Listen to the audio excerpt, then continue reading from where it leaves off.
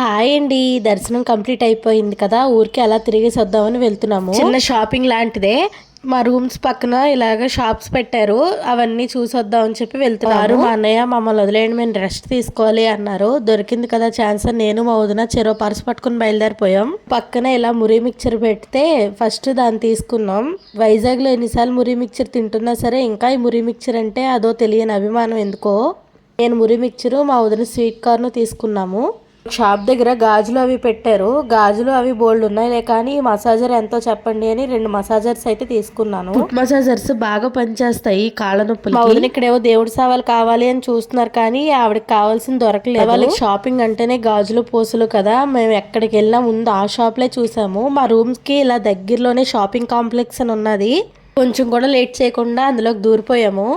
రేట్లు వింటే మాత్రం తాతలు కనబడుతున్నారు, అందుకనే ఏవో కావాల్సిన కొన్నే తీసుకొని బయలుదేరు. Subscribe, bye bye.